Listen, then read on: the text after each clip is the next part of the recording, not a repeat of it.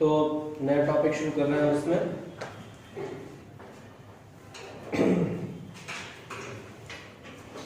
Topic है geometrical optics या फिर रे ऑप्टिक्स। ज्योमेट्रिकल ऑप्टिक्स और रे ऑप्टिक्स, ठीक है। ज्योमेट्रिकल ऑप्टिक्स और रे ऑप्टिक्स क्यों बोलते हैं ज्योमेट्रिकल ऑप्टिक्स और क्यों बोलते हैं रे ऑप्टिक्स, आप समझ लीजिए इसको। ज्योमेट्रिकल ऑप्टिक्स कहने से मतलब ये हो गया कि ये फिजिक्स की एक ऐसी ब्रांच है जिसमें हम ज्योमेट्री बेस्ड बहुत यूज करते हैं। मतलब अगर आपको ज्योमेट्री आती है तो रे ऑप्टिक्स बड़े आसानी से हो जाती है, ठीक है ना। तो इसलिए हम इसको ज्योमेट्रिकल ऑप्टिक्स बोलते हैं। दूसरा रे ऑप्टिक्स, रे मतलब एक rectilinear propagation of light. Rectilinear propagation of light means straight line movement. कैसा? एक स्ट्रेट लाइन मूवमेंट अगर लाइट का है तो उसको हम क्या बोलते हैं? एक रेक्टिलिनियर प्रोपगेशन लाइट का बोला जाता है। तो it is the branch of physics, it is the branch of physics which describes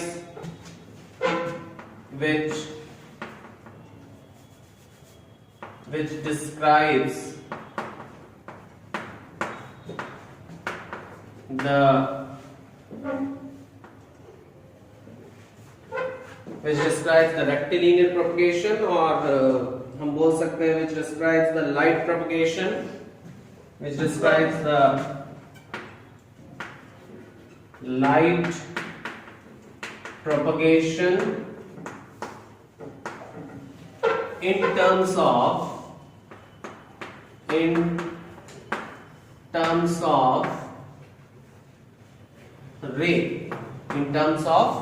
रे। इसी एक रे के टर्म में इसको यूज किया जाता है, which is used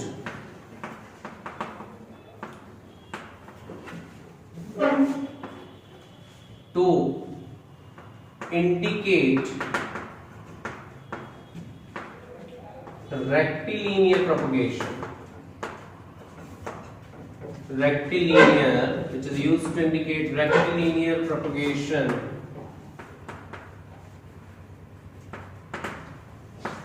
इसके लिए यूज किया जाता है, which is used to indicate the rectilinear propagation of light. Rectilinear propagation of light किसका यूज करते हैं? रे का इंडिकेशन यूज करते हैं रेक्टिलिनियर प्रोपगेशन के लिए, ठीक है। तो रेक्टिलिनियर प्रोपगेशन का क्या मतलब? रेक्टिलिनियर प्रोपगेशन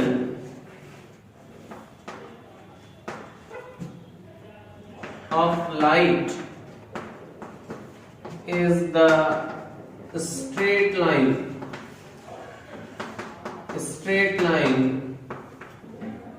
movement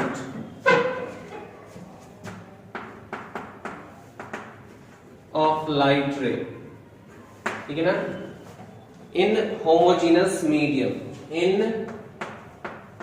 homogeneous मतलब एक समान, होमोजेनस मीडियम मतलब अगर हम कहीं पर भी होमोजेनस मीडियम की बात कर रहे हैं, दैट मींस लाइट वहां पर कैसे चल रही होगी? एक स्ट्रेट लाइन मूवमेंट उसका होगा, ठीक है।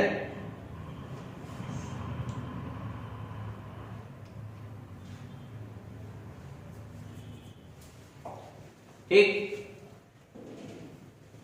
तो अगर हम अब डिस्क्राइब करें, जैसे हमने लिखा ये ज्योमेट्रिकल ऑप्टिक्स हो गया, फिर इसी में हम लिखते हैं क्या होता है? Light beam.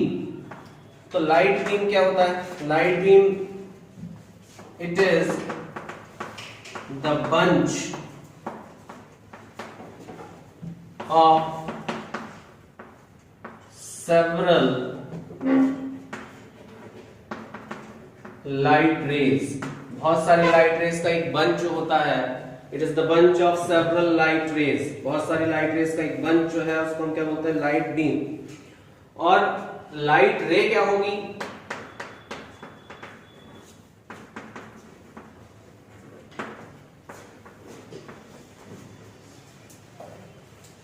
लाइट रे क्या होगी, जो सबसे नैरो बीम होगी, it is the very narrow beam of light moving in the straight line, moving in the straight line, किसी एक straight line में जो चल रही होगी उसको हम क्या बोलेंगे, बीम बोलेंगे।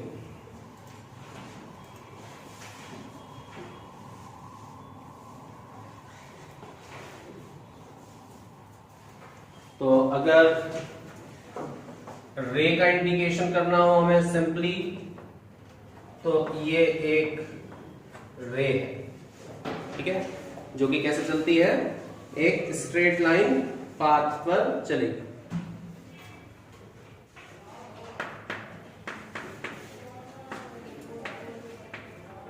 अब बीम भी कई प्रकार की हो सकती हैं, टाइप्स ऑफ बीम अलग अलग हो सकते हैं, किस प्रकार की बीम हो सकती है। तो बीम क्या है, since beam is the bunch of light rays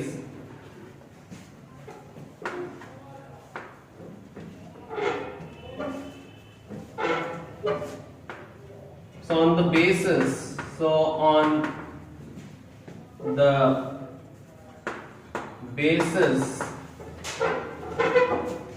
of movement of different rays,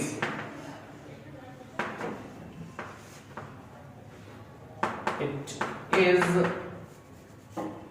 different rays,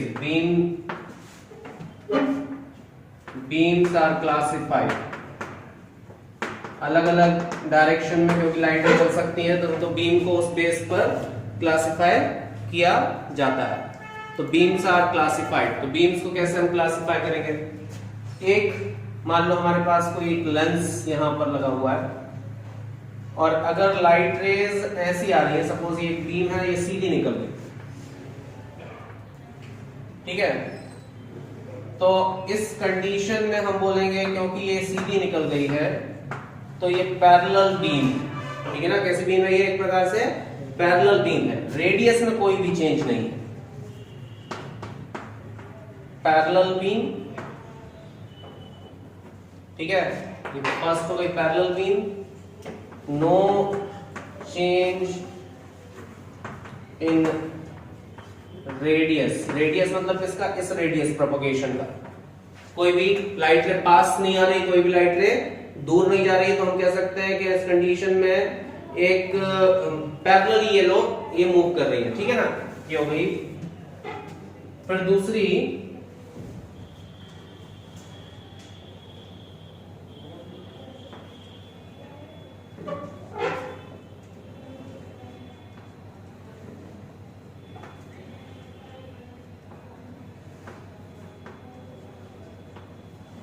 ऐसी, तो ये लाइट इधर गई है, यहां से यहां गई, सीधी फाइनली किसी एक पॉइंट में मिल गई।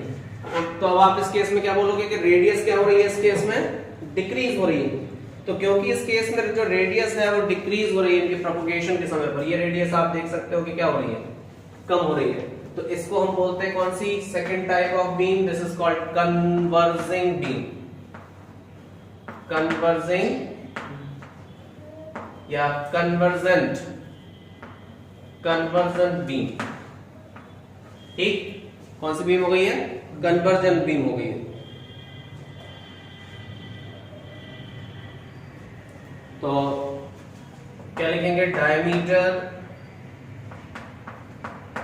ऑफ बीम क्या हो रहा है, डिक्रीज हो रहा है। आप लोग जानते भी होंगे कन्वर्जिंग बीम कैसी होती है, डाइवर्जिंग बीम कैसी होती है।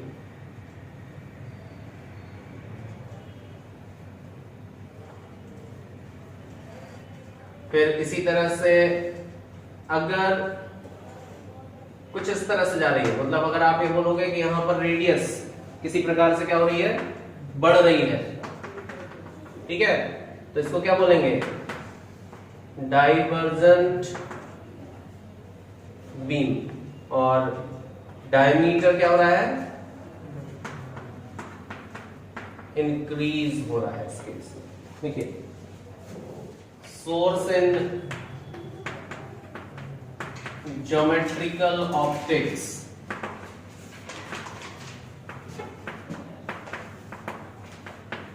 सोर्स इन ज्योमेट्रिकल ऑप्टिक्स। ज्योमेट्रिकल ऑप्टिक्स में सोर्स क्या है, सोर्स इन ज्योमेट्रिकल ऑप्टिक्स। तो क्या कंडीशन बनेगी यहां देखिएगा, a body which emits light, ठीक है, a body which emits light is known as source,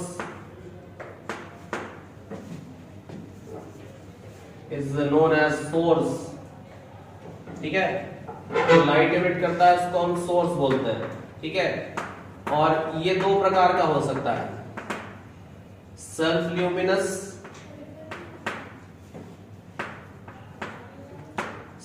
luminous object, ठीक है। सेल्फ ल्यूमिनस ऑब्जेक्ट तो हम कह सकते हैं जिनमें से खुद लाइट इमिट होती हो। तो द ऑब्जेक्ट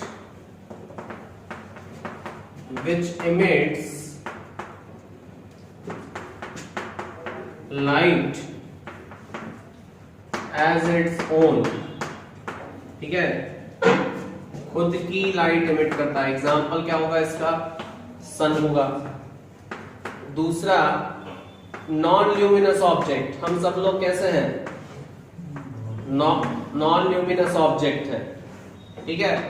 तो नॉन ल्यूमिनस ऑब्जेक्ट मतलब कहने से कि हम दूसरे की लाइट से रिफ्लेक्शन प्रोड्यूस करते हैं।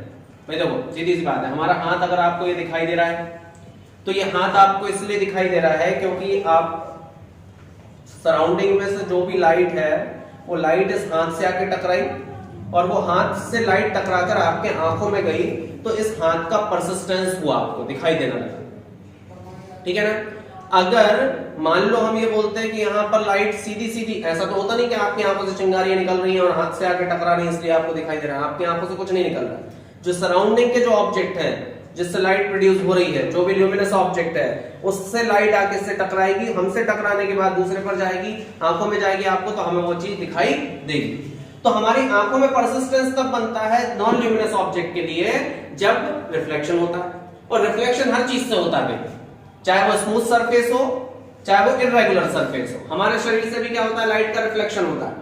अगर हम बोल रहे हैं कि ये पर्टिकुलर कलर आपको व्हाइट दिखाई दे रहा है, तो व्हाइट दिखाई देने का मतलब क्या हुआ कि जो भी लाइट इससे आई टकराई और टकरा के पूरी की पूरी लाइट रे सभी वेवलेंथ जाके आपके आंखों में टकराई, तो आपको वो कलर कैसा दिखाई देने लगा, व्हाइट दिखाई देने लगा। अब अगर हो सकता था कि वो लाइट रेज आके टकराती और पूरी की पूरी अब्सॉर्ब हो जाती, तो वहां पर वो क्या दिखाई देता, ब्लैक। तो ब्लैक दिखाई देने का मतलब वहां पर आपको कुछ दिखाई नहीं दे रहा, वहां से लाइट आपकी आंखों तक पहुंच ही नहीं रही, तो ये कंडीशन उसमें कलर का परसिस्टेंस आ जाता है। तो नॉन ल्यूमिनस ऑब्जेक्ट क्या कहेंगे, the object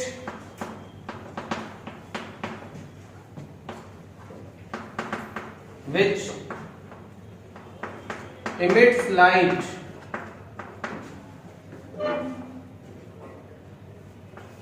by reflection of some other source,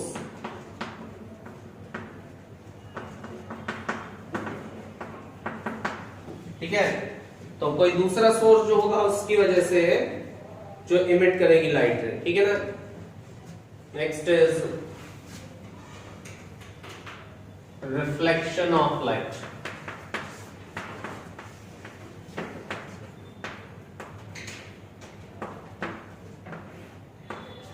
reflection of light. तो क्या होता होगा रिफ्लेक्शन? कहते हैं bouncing back of light into the same medium. अगर लाइट रे उसी मीडियम में वापस बाउंस बैक हो जाए, मतलब किसी एक सरफेस से टकराए और टकराने के बाद उसी मीडियम में अगर लौट जाती है, तो उसको हम क्या बोलते हैं? Reflection of light. तो देखते हैं, when light ray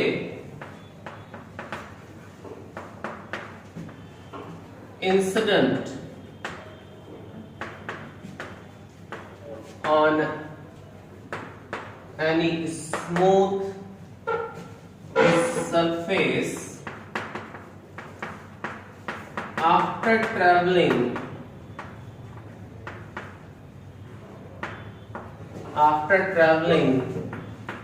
in a homogeneous medium, after traveling in a homogeneous medium, then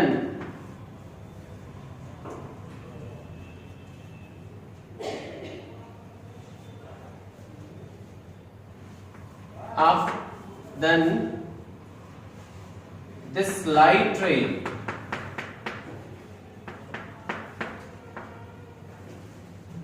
will bounce back. Then this light ray will bounce back into the same medium, into the same medium called reflection of light। क्या बोलेंगे हम उसको? Light का reflection बोलेंगे। तो उस particular point से incident होने के बाद लाइट रे उसी मीडियम में वापस लौट जाएगी, and this is called the reflection of light. तो यहां से कहीं से इस पर इंसिडेंट हुई और इसी मीडियम में वापस लौट गई, ठीक है। तो जहां पर ये टकराई, तो ये वाली रे जो है जहां पर टकराई इस जगह को बोलते हैं पॉइंट ऑफ इंसिडेंस, ठीक है। तो इसमें ये जो रे है इसको बोला जाएगा कि ये रे है इंसिडेंट रे, ठीक है ना। ये कौन सी रे है? इंसिडेंट रे है। और जो टकराने के बाद चली गई उसको बोलते हैं रिफ्लेक्टेड रे, ठीक। ये जो है सरफेस पर, इसको बोला जाता है normal. Normal means perpendicular on surface, तो इट इज नॉर्मल। और ये जो पॉइंट है इसको बोलते हैं पॉइंट ऑफ इंसिडेंस, ठीक है। तो ये हो जाएगा ए, इसको लिखेंगे ओ, इसको बी, ये नॉर्मल, ठीक। यहां पर ये जो होगा ये कहलाएगा एंगल ऑफ इंसिडेंस, और ये क्या कहलाएगा? Angle of reflection. और ये जो सरफेस है ये एक स्मूथ सरफेस होगा।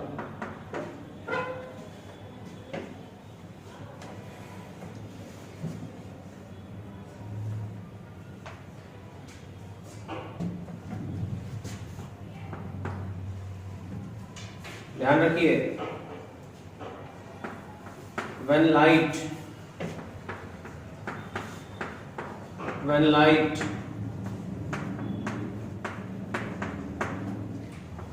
incident on smooth surface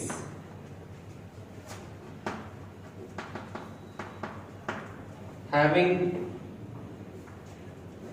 some thickness, तो अगर कोई थिकनेस है तो उस कंडीशन में then a part of light get refracted. ध्यान रखना, कुछ एक पार्ट क्या होगा लाइट का रिफ्रैक्ट भी होगा। एक रिफ्लेक्ट होता है तो दूसरा हिस्सा उसका रिफ्रैक्ट भी होता है। ध्यान दो, जरा समझो इसको। मान लो ये कुछ एक थिक ग्लास शीट है। कैसी शीट है? थिक ग्लास शीट है। तो थिक ग्लास शीट पर अगर मान लो लाइट रे अगर इंसिडेंट हुई तो ध्यान से समझना जरा, एक पार्ट लाइट का रिफ्लेक्ट होगा और एक पार्ट लाइट का क्या होगा? रिफ्रैक्ट भी होगा, अंदर भी जाएगा। समझ में आया? एक पार्ट लाइट का क्या होगा? रिफ्लेक्ट होगा, तो एक पार्ट लाइट का रिफ्लेक्ट होगा। मान लो आपके पास, ध्यान समझो, आपके पास एक प्लेन ग्लास शीट थी, कांच की शीट। क्या आपको उसके अंदर अपनी इमेज दिखेगी? क्या आपको उसके अंदर अपनी इमेज दिखेगी? मान लो हम अगर बोल दें कि हमारे पास स्पेक्स हैं और इसमें इनकी ग्लास पर अगर हम अपनी इमेज देखने की कोशिश करें तो क्या दिखाई देगी? दिखेगी, धुंधली सी, बहुत ध्यान से देखनी पड़ेगी क्योंकि ग्लास शीट है। अगर उसी ग्लास शीट को अगर आप किसी वॉल के सामने जिसके पीछे ब्लैकिश हो या फिर नॉर्मल वॉल के सामने भी अगर आप रख दो, मान लो नोटिस बोर्ड है, नोटिस बोर्ड के हमारे जो नोटिस बोर्ड लगा ना, बच्चे जब आते हैं ना सबसे पहले अपने बाल सही करते हैं। वो नोटिस बोर्ड नहीं देखते, वो नोटिस बोर्ड के सामने आके खड़े होते हैं और पहले अपने बाल सही करेंगे, देखेंगे हाँ ठीक ठाक, तो फिर एंटर मारते हैं। ठीक है? नहीं तो वो ग्लास, उनको क्या दिख रहा है? उसके पीछे कपड़ा लगा है, तो वो ग्लास शीट जो है ना उसमें वो कपड़े से रिफ्लेक्शन होके आता, मतलब ग्लास शीट से गई लाइट गई अंदर पीछे वाले सरफेस से टकरा के फिर लौट कर आई, तो उसको इमेज तो उसकी दिखाई देती है लेकिन इतनी साफ नहीं दिखाई देती जितनी मिरर में दिखाई देती। क्यों? मिरर क्या होता है? मिरर के पीछे एक पूरी सिल्वर पॉलिश कर दिया जाता है और जो भी लाइट इसके अंदर आ रही होती है वो रिफ्रैक्ट होती होंगी, ऑफ कोर्स कम रिफ्रैक्ट होती होंगी, रिफ्लेक्ट ज्यादा होती होंगी। पानी के अंदर भी अगर आप देखोगे कहीं नदी है, कहीं पर रुकी हुई है, पानी वहां पर रुका, तो उसके अंदर भी देखोगे तो आपकी अपनी इमेज दिख जाएगी। लेकिन क्यों? क्योंकि लाइट नीचे से आ रही है, रिफ्लेक्ट होके आ रही है नीचे से, ऊपर वाले सरफेस से भी हो रही है, रिफ्लेक्शन हो रहा है, लेकिन रिफ्लेक्शन से ज्यादा क्या हो रहा है? रिफ्रैक्शन हो रहा है। तो रिफ्रैक्शन ज्यादा होगा तो इमेज दिखाई नहीं देगी, धुंधली दिखाई देगी। और अगर रिफ्लेक्शन ज्यादा होगा तो इमेज, अगर मान लो वही ग्लास शीट के पीछे आप अपना हाथ लगा लो और उस पर कुछ पॉलिश ब्लैकिश कर दो तो आपके अंदर क्या होगा? वहां पर से आपको ज्यादा दिखाई देने लगेगा, शेडो बनने लगेगी, आपकी इमेज दिखाई देने लगेगी उस हिस्से से। ठीक है ना? तो रिफ्लेक्शन और रिफ्रैक्शन स्पॉन्टेनियस प्रोसेस होती है, दोनों साथ ही चलती हैं। ठीक है? नेक्स्ट इज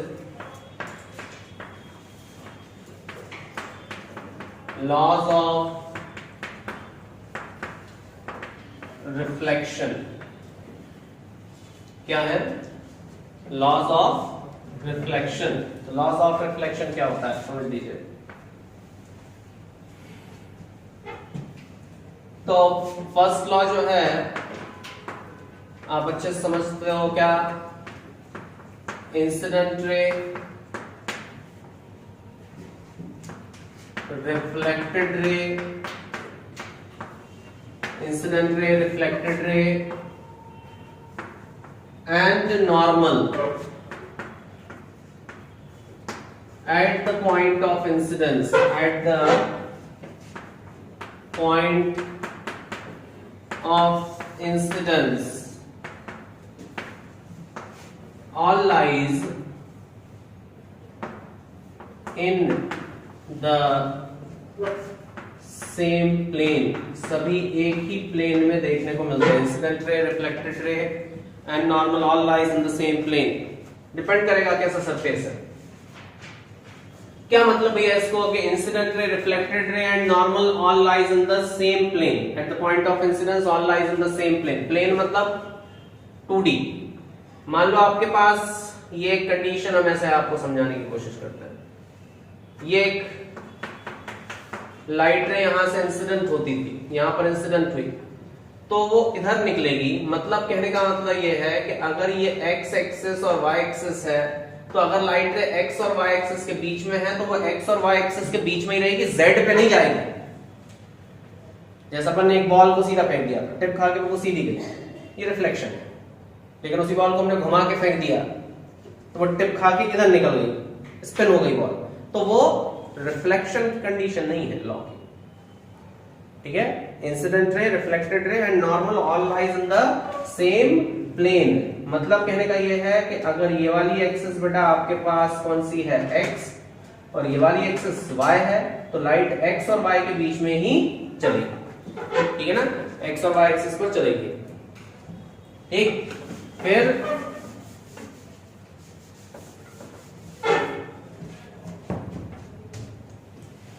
सेकेंड लॉ क्या कहता है?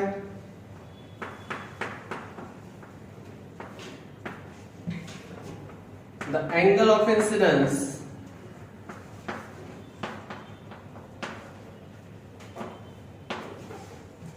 is found equal to the angle of reflection. The angle of incidence is found equal to the angle of reflection. सीधी सी बात है कि अगर कोई लाइट रे किसी एक पर्टिकुलर स्मूथ सरफेस पर इंसिडेंट होती है, तो इंसिडेंट रे और रिफ्लेक्टेड रे, ये यहां से लाइट रे इंसिडेंट हुई, तो ये एंगल ऑफ इंसिडेंस और ये एंगल ऑफ रिफ्लेक्शन, तो angle of incidence is found equal to angle of reflection. ठीक है, नेक्स्ट है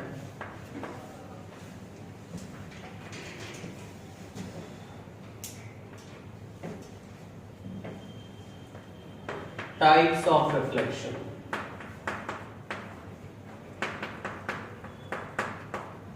रिफ्लेक्शन कितने प्रकार का हो सकता है? Types of reflection. तो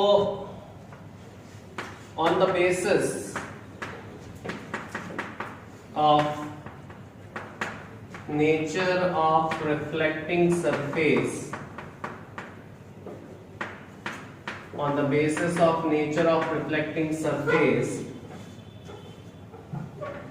it is of two type. It is of two type, जानते होंगे आप लोग। एक होता है स्पेक्युलर रिफ्लेक्शन,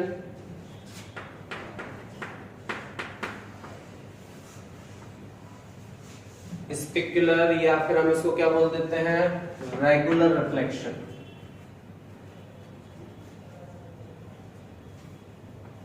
या कई बुकों में इसको स्मूथ रिफ्लेक्शन भी बोला जाता है। ठीक है, तो क्या मतलब है स्पेक्युलर या स्मूथ रिफ्लेक्शन का या रेगुलर रिफ्लेक्शन का? कि अगर लाइट रेस पर इंसिडेंट होती हैं, सरफेस पर अगर लाइट रेस इंसिडेंट होती हैं, तो उस केस में ये स्मूथ सरफेस है, तो उस केस में अगर एक पर्टिकुलर डायरेक्शन में लाइट रे पैरेलली इंसिडेंट होंगी, लाइट रे पैरेलली इंसिडेंट होंगी, then they will move parallelly in opposite direction. ऐसी अगर इंसिडेंट हुई है तो ये पैरेलली दूसरी डायरेक्शन में भी चली जाएगी। ठीक है, तो इस डायरेक्शन में अगर ये इंसिडेंट होती है तो इस दूसरी डायरेक्शन में ये चली जाएंगे। तो क्या लिखेंगे? If light rays, if parallel beam of light moving और light incident on smooth surface, is incident on a smooth surface, then after reflection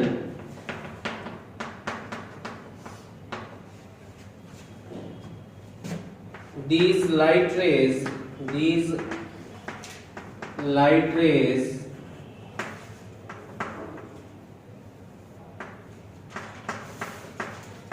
will move parallel. ठीक है ना, ये लाइट रेस कैसी होंगी? पैरेलल ही जाएंगे, दूसरी साइड जाएंगे। मतलब energy will confined, energy is confined to move in particular direction, to move in direction, किसी एक डायरेक्शन में ही एनर्जी जाएगी। एक डायरेक्शन से यहां पर से इंसिडेंट हुई है तो एक ही डायरेक्शन में एनर्जी मूव करेगी, ठीक है। और सेकंड है स्पेक्युलर रिफ्लेक्शन के बाद आता है diffuse reflection.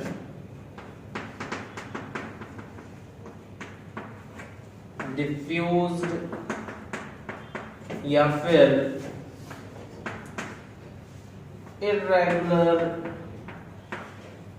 Reflection, irregular reflection, diffuse या फिर इर्रेगुलर रिफ्लेक्शन। इर्रेगुलर रिफ्लेक्शन कहने से मतलब लाइट रे पैरेलली इंसिडेंट होंगी तो अलग अलग डायरेक्शन में निकल जाएंगी, ठीक है ना। मतलब जनरली हम बोलते हैं कि हमारी बॉडी से जो रिफ्लेक्शन हो रहा है वो इर्रेगुलर रिफ्लेक्शन है, ठीक है ना।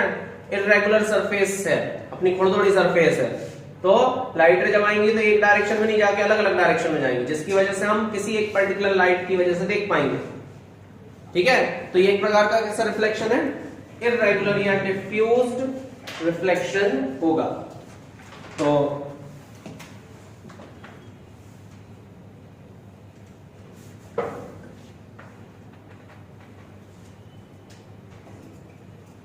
और ध्यान रखिएगा बेटा कि ये जो हमने बना दिया ना स्मूथ सरफेस और इर्रेगुलर सरफेस, वास्तविकता में सरफेस जो होता है, सरफेस में बहुत छोटे छोटे पार्टिकल रहते हैं। अगर आप माइक्रोस्कोप लगा के देखोगे ना तो वो सरफेस इतना खुरदुरा दिखाई दे रहा होगा, इवन परफेक्ट स्मूथ दुनिया में कुछ भी नहीं होता।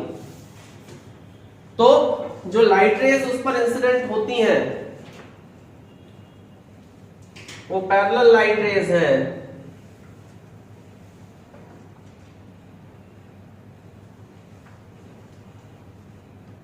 तो कुछ लाइट रेज यहां पर इंसिडेंट हुई तो वो ऐसी चली गई, कुछ यहां पर चली गई, कुछ ऐसी निकल गई, तो अलग अलग डायरेक्शन में लाइट रेज मूव करेंगी, ठीक है। So when parallel beam incident, when parallel beam of light incident, then after reflection